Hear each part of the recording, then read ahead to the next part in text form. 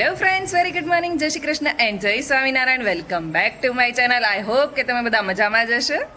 ઓમ કૃષ્ણાય વાસુદેવાય હર્યે પરમાત્મને પ્રણતઃ કલેશનાશાય ગોવિંદાય નમો નમઃ.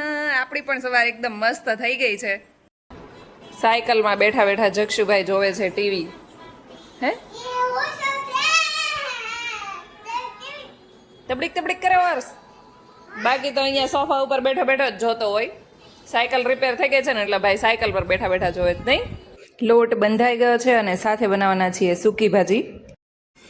અહીંયા પરાઠા બનાવવા માટેની પ્રિપેરેશન થઈ ગઈ છે. અહીંયા સૂકી ભાજી બની ગઈ છે અને અહીંયા કાપી લીધી છે કેરીની કટકી. અને જોડે આપણે બનાવવાના છીએ રસને પાણીની અંદર મૂકી દીધો છે એટલે મેલ્ટ થઈ જાય પછી આપણે એની અંદર બ્લેન્ડર ફેરવી દઈશું અને ચાળી લેવાનો છે. આમ તો કેરીની સિઝન આવી ગઈ છે, પરંતુ હજુ સ્ટાર્ટિંગની કેરી હોય ને તો હજુ થોડી થોડી પાકતી હોય, એમાં રસ ના નીકળે. એટલે આપણે જે લાસ્ટ યરનું ફ્રોઝન કરેલા હતા ને એ હવે પેકેટ્સ પૂરા કરવાના છે અને એટલે આપણે આજે કાઢી લીધો છે રસ, સૂકી ભાજી, કેરીની કટકી. એટલે જો કે ગઈ વખતે આપણે બનાવ્યું ને ત્યારે પૂરી બનાવી હતી, પણ આજે ડીપ ફ્રાય ખાવાનું ઈચ્છા નહોતી એટલે આપણે આજે પરોઠા બનાવી લીધા છે. તો ચાલો હવે ભગવાનને થાળ જમાડી લઈએ. કોને કોને કેસર કેરી ભાવે છે અને કોને રાજાપુરી ભાવે છે. જો કે કેરીમાં તો બહુ બધી વેરાયટી આવે, કેસર, લંગડો, બદામ, રાજાપુરી, તોતાપુરી. તો એમાંથી તમારી ફેવરિટ કઈ છે એ કહેજો. જક્ષુભાઈ સર્વ કરવા માંડ્યા છે. શું આપ છો?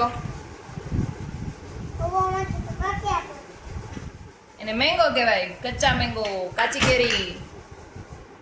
જો અહીંયા આમાં સર્વ કરી ગયો છે ને હવે એમાં.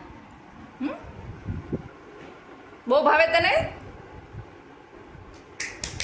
વાગી ગયા છે 7 અને આજે આપણે બનાવવાના છીએ પકોડા. એટલે આવી ગયા છે કિચનમાં. વૃષભ અને જક્ષુ બંને હમણાં લેવા જઈ રહ્યા છે બ્રેડ. ત્યાં સુધીમાં આપણે બટેકાનો મસાલો રેડી કરી દઈએ અને પછી ખાલી આવે એટલે બટેકાની અંદર સ્ટફ કરીને ફ્રાય કરવાનું જ બાકી રહે. પહોંચી ગયો છે જક્ષુ બેકિંગ સ્ટેશનમાં અને બેકિંગ સ્ટેશનની બ્રેડ બહુ જ સરસ આવે છે. મૂકી દે બાસ્કેટમાં. ચલો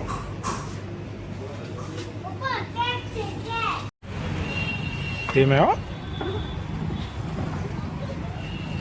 આગળ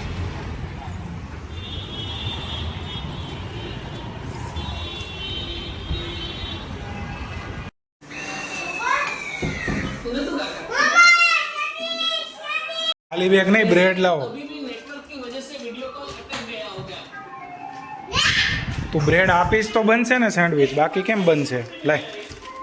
અત્યારે તરબૂચની સિઝન ચાલી રહી છે તો હું અત્યારે એક ડ્રિંક ટ્રાય કરવાની છું અને આગળ એની રેસીપી શેર કરીશ અને એની ફૂલ રેસીપી મારા શોર્ટ્સની અંદર તમને જોવા મળી જશે, તો તમે ત્યાંથી જઈને જોઈ શકો છો.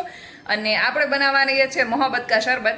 એટલે કે તરબૂચ અને જે સાબુદાણા, તકમરિયા, તરબૂચ અને જે રૂઆબઝા આવે એ બધું મિક્સ કરીને એક ડ્રિંક બને છે અને એ અત્યારે ઉનાળામાં પીવું બહુ જ ઠંડકવાળું ગણાય છે.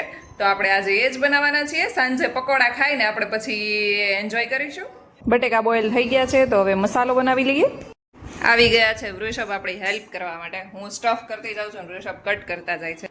બોલો આજે હું શું શેફ છું? વૃષભ, તમને પહેલા પકોડા ન ભાવતા ને તો કેમ ભાવવા માંડ્યા? તે બનાવવાનું ખાધા પછી ભાવવા મળ્યો. તો પહેલા કેમ ન ભાવતા? ખબર નહીં કે ખરાબ ખાઈ લીધા હશે એટલે. અહીંયા આપણા બ્રેડ પકોડા રેડી થઈ ગયા છે.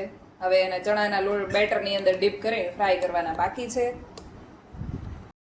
અહીંયા ચણાના લોટનું બેટર રેડી થઈ ગયું છે. એની અંદર ચણાના લોટમાં અમે થોડો રવો એડ કર્યો છે અને બાકી આપણે જે મસાલા એડ કરતા હોઈએ અજમા, મીઠું ને એ બધું એડ કર્યું છે.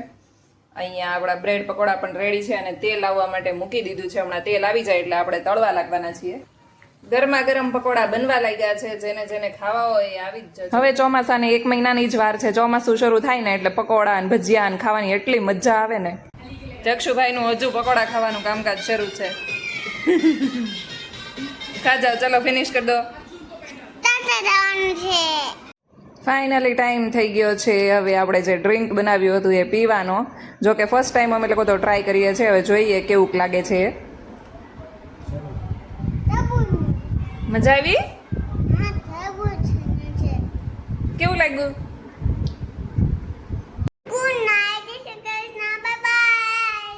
આજ માટે બસ આટલું જ. કાલે મળીએ ફરી એક નવા વ્લોગની સાથે. ત્યાં સુધી ગુડ નાઇટ, જય શ્રી કૃષ્ણ એન્ડ જય સ્વામિનારાયણ. મારી ચેનલ ઉપર નવા હોય તો સબસ્ક્રાઇબ કરવાનું ભૂલતા નહીં. Thank you for watching. By.